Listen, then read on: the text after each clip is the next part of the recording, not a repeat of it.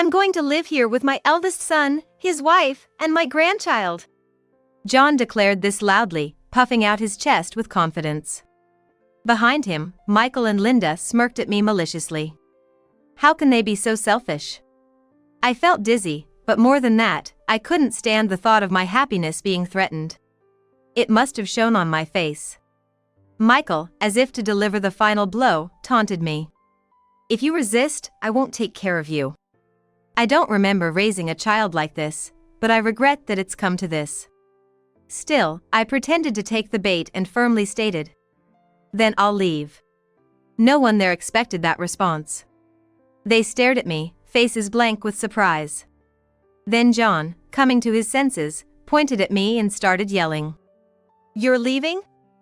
If you do that, you'll be out on the streets. If you think you're threatening me, think again." I could tell his words were a bluff by the sweat on his forehead. So I looked straight at John with a bold demeanor. "My name is Emma Young, a 53-year-old remote worker. I met John, my husband, when I started working and married him after several years of dating. Shortly after we got married, I got pregnant and had a healthy boy, Michael. Michael is now married and has a child of his own. John used to be very kind, always caring for me. But a few years after our marriage, his attitude began to change. After quitting my job to become a full-time homemaker following childbirth, John's treatment of me grew colder, and I was often treated harshly. I considered divorce several times, but couldn't decide because Michael was still a baby. I thought raising a child needed cooperation, but that ideal was quickly shattered. If Michael cried at night, John would click his tongue, and if I couldn't prepare his breakfast due to lack of sleep, he would yell at me early in the morning. Despite this, I couldn't help but look forward to seeing Michael grow up. When Michael began to understand things, it was a joy to see who he would call first, me or John. I won that small battle. Knowing this, John started to engage more with Michael. For example, he would entertain Michael while I cooked, or he would willingly bathe him. As a result of John's continued indulgence, Michael, contrary to my hopes, began to mimic John's behavior. Once Michael could do things on his own, he became more mischievous. When I scolded him, he would retort with John's words. When Michael didn't clean up his toys after playing, I told him to tidy up, and he snapped back. "Shut up! If you want it cleaned up so badly, ask more nicely." Then, after I properly scolded him face to face, he would clean up with a disgruntled face, but soon he'd be back to his old ways. I worried he would become a nuisance to others and talked to John about it, but he said, "He's a boy, he needs to be energetic. He'll behave once he's older." Indulging him like this, Michael grew up mischievous. There were countless difficulties, but somehow, I managed to raise him until he graduated from college. It seemed like neither John nor Michael understood my struggles, and I felt burdened with unreasonable feelings as Michael started living alone. Honestly, when Michael left, I felt relieved and returned to living with just John in our house. Until then, Michael's presence had distracted me from John's bad behavior. But now, in the suddenly quiet house, John's negative traits stood out more. His attitude hadn't changed since our marriage years ago, but his unreasonable behavior now took a toll on my mental health. One day, when I was almost fed up, Michael brought a woman home. He said she was his fiancée and they were planning to get married soon. I was overjoyed that Michael, who had been nothing but trouble, was getting married. His fiancée, Linda, appeared strong-willed but was soft-spoken and very polite. She seemed an unlikely match for Michael, but I had no complaints since she chose him. John also approved of their marriage right away. They planned to live in Michael's current apartment after marriage, not with us, but the thought of a lively future made me happy. "I know things are gonna get tough for you guys, so feel free to rely on me." They had both been living alone until now, but they would be living together from now on. I wanted to be a support for them, expecting they might face various challenges. But after they got married, they frequently visited, taking over the living room from morning till night, joining us for shopping only to add unnecessary items to the cart and leave me to pay. I started to feel fed up with Michael and Linda's behavior. Then, when Michael and Linda, who used to frequent our house, suddenly stopped visiting, I received a surprising call. "Hey, listen to this. We're having a baby." Michael sounded ecstatic over the phone. John and I congratulated them on their first grandchild. "Good job, Michael. So, when's the baby due?" "What? Didn't you hear me? The baby's here, that's why I'm calling from the hospital." It turned out Michael was announcing not a pregnancy, but the birth of their child. Shocked, we rushed to the hospital to see our grandchild. After that whirlwind of events, Michael and Linda started visiting often again. It was great seeing my grandchild, but they would leave me with the baby and go out. And to top it off, they'd say, "Emma, the baby's fine with just milk, thanks." "Yeah, lucky to have you, Mom. It's great to have someone to leave the baby with when we go out." They'd laugh as they left me with the baby. Actually, I had started working from home around that time. When Michael brought Linda over, I proposed to John that we leave this house. "What are you talking about? If we do that, where will we live?" John complained immediately, but I quickly countered with a new proposal. "Let's build a new house. Don't worry, I'll also work from home. My parents are getting older, and I'm thinking of living with them. Let's give this house to Michael and Linda, and we can live in a new one." Living together would mean we'd need a house of a certain size and layout, but I convinced him that by combining his income and mine, we could reach our goal. Reluctantly, he agreed, and I began working from home right away. Even when I was tasked with caring for my grandchild or dealing with John's unreasonable outbursts, I never missed a day of work. During these times, the moment finally came to realize my dream. John, albeit reluctantly, agreed to save money for a new house to live with my parents. He wouldn't cooperate unless I pushed him, and I faced more unreasonable behavior. But reaching our goal made all that seem insignificant. "John, we've finally reached our goal. I'm going to see my parents now to discuss moving forward." I had been talking to John about the new house, but now I could have a proper discussion with my parents involved. Leaving a grumbling John behind, I headed to my parents' place. Despite multiple intrusions from Michael and Linda, just the thought of living soon in a new house with my parents brightened my mood. My work was going well, and I was finally able to purchase the house I had always wanted. I reported this to John, looking forward to the day of the handover. Then, on the day of the handover, as I was about to step into the house, excited, a moving truck suddenly stopped by. Stunned, I watched as the movers began unloading. And I hurriedly stopped them. I hadn't heard of such arrangements, and neither our nor my parents' belongings had been moved in yet. Whose belongings were they trying to move in? The confused mover and I were trying to understand the situation, when a loud voice came from somewhere. "What are you doing, meddling in things?" The voice belonged to John, and as I turned around, relieved to hear him, I realized the words were directed at me. I realized that those words were directed at me. John gestured dismissively at me as if I were a nuisance, while Michael and Linda were talking to the moving company staff. Then John came over to me and said this. "We're going to live here with our eldest son, his wife, and our grandchild." John announced this loudly, chest puffed out with confidence.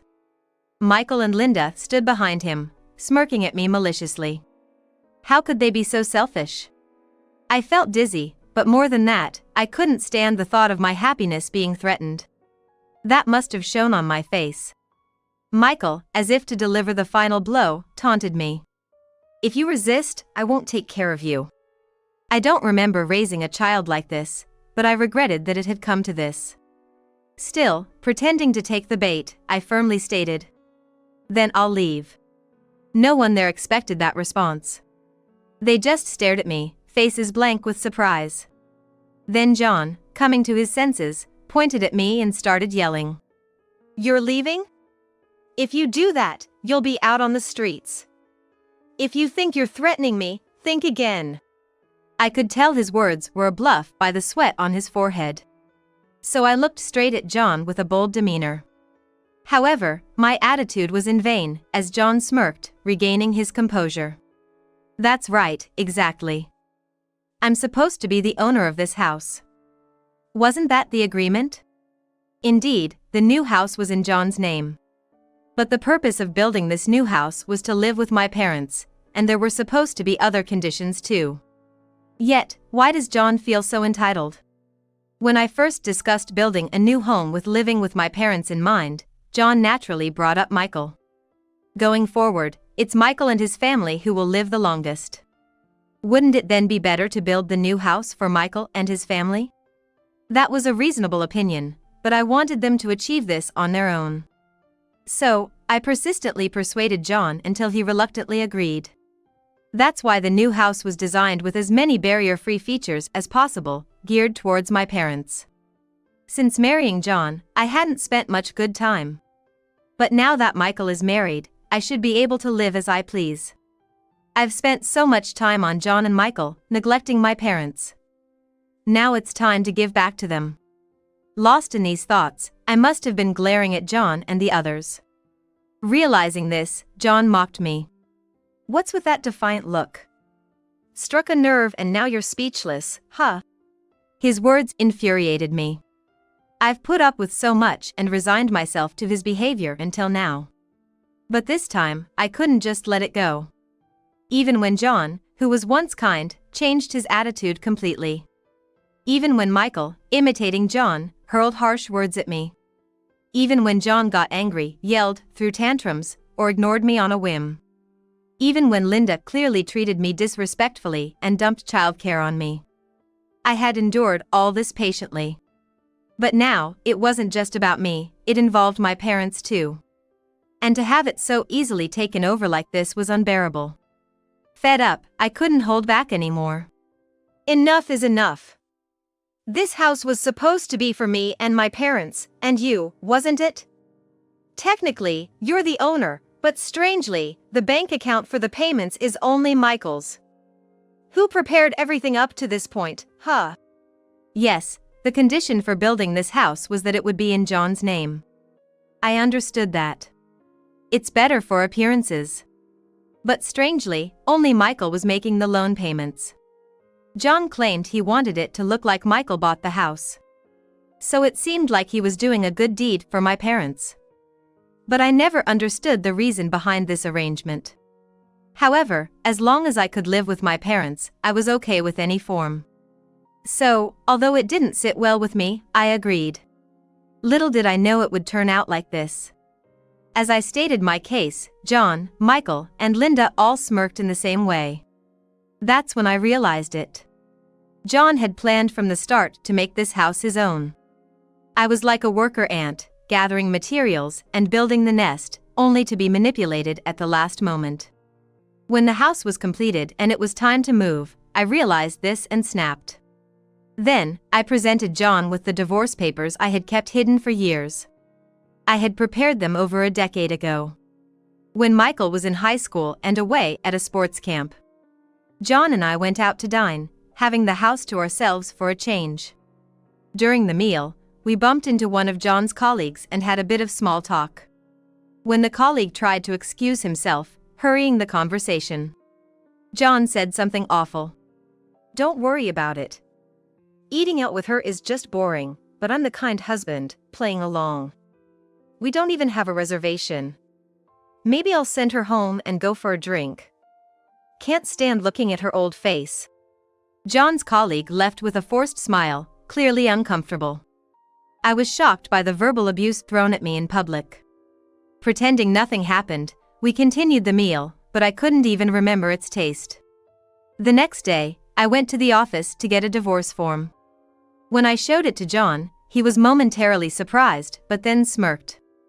"Nice preparation. You know your stuff. Oh, finally realizing your place, are you? Thought you'd understand sooner, but glad you made it this far. And to think you understand you're disposable, how smart of you." Exactly. You really get it, Mom. Keep working and pay for our house, okay? All three of them, John, Michael, and Linda, laughed at me condescendingly, and Michael snatched the divorce form. He handed it to John, who began filling it out, humming a tune. It was clear from his attitude that John didn't remember anything he had done to me, not just from that night but all the years prior. He might even start claiming he did nothing wrong. After filling it out, John waved the form at me, smirking. I snatched it, quickly put it in my bag, and took out my phone. I opened the recording app and held it up in front of them. Emma, you're scary. Gathering evidence for divorce now is too late, you know. Ignoring Linda's mocking laughter, I confirmed with John. I want no alimony or property division, just don't contact me again. Sure. If you do, I'll hire a lawyer and demand alimony. Yeah. John responded nonchalantly, laughing throughout. I wondered how someone could be so brazen. Trying to keep my temper in check, I turned to Michael and stated clearly. And Michael, now that our marital ties are severed, our parent-child relationship is over too. Ah, okay. They both responded. Well, that's all I needed. We'll likely never meet again, so take care of yourselves. I stopped the recording and decided to leave. Neither John, Michael, nor Linda seemed to grasp the reality of their future. Without anyone stopping me, I went to the office to file the divorce papers. 3 days after filling out and submitting the rest of the divorce papers at the office. While I was packing up with my parents for the move, John called me. Just the other day, I told him not to contact me again, or I'd hire a lawyer and sue for emotional distress. But he must have had a reason to contact me so desperately. However, now that we're divorced, it's no longer my concern. Busy with packing, I decided to ignore the call. But just as I thought John's call had ended, Michael called me next.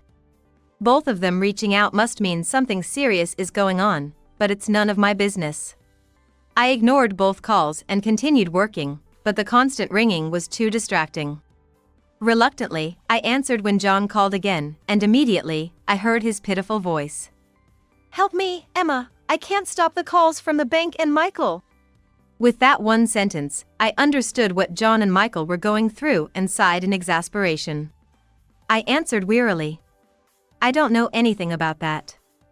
It's no longer my concern. John shouted back at me in a voice as loud as he could muster. You heartless woman! No matter what he said, it was absurd for him to complain to me given their situation. Honestly, I couldn't care less what happens to them. More importantly, do you remember the promise we made just the other day? I deliberately sighed audibly before reiterating. Though it was already too late since John had contacted me. What promise? As expected, he seemed to have forgotten. I couldn't help but laugh inwardly. The one where I said I'd hire a lawyer and sue for emotional distress if you contacted me. I never heard such a thing. Whether you listened or not, I definitely said it, and you responded. No, I didn't. I wouldn't easily agree to such nonsensical terms. John was vehemently denying it, but I had anticipated such a claim. That's why I had recorded the conversation. It's recorded, so you can't escape this. Please, forgive me. If this continues, both Michael and I will be lost.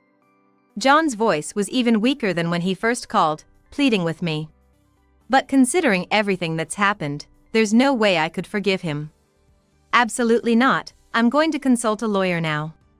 I flatly rejected him, but John, who only accepts convenient truths, persisted. Let's get back together, okay? I bluntly replied to John's absurd suggestion.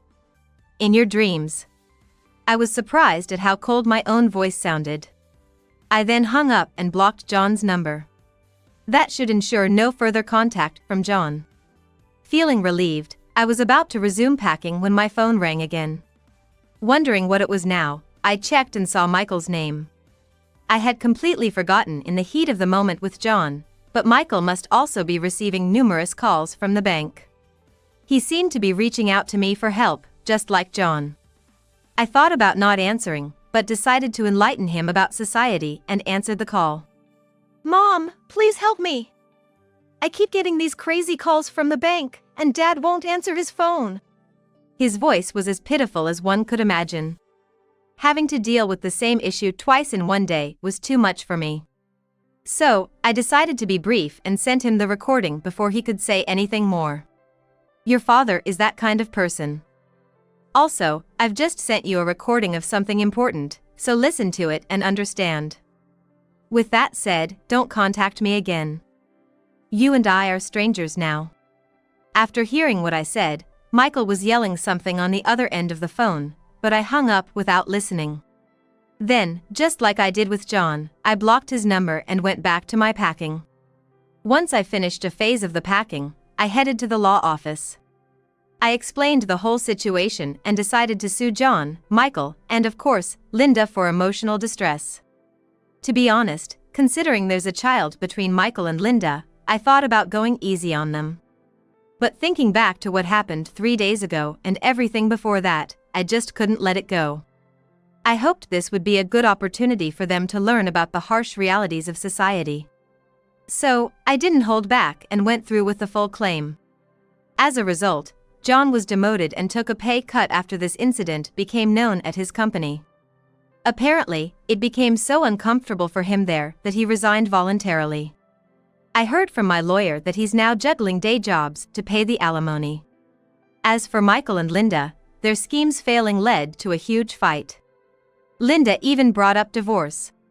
But with a child to consider and unable to afford the alimony on her own, she gave up on the idea. Their home is probably as cold as ever now. I couldn't help but laugh, thinking they didn't have to follow in their father's footsteps so closely. Of course, Michael ended up getting fired due to the commotion. Now both he and Linda are working multiple jobs, sweating it out to pay the alimony. As for me, I went back to my parents' house and told them everything. We discussed what I should do next and decided I'd live with them.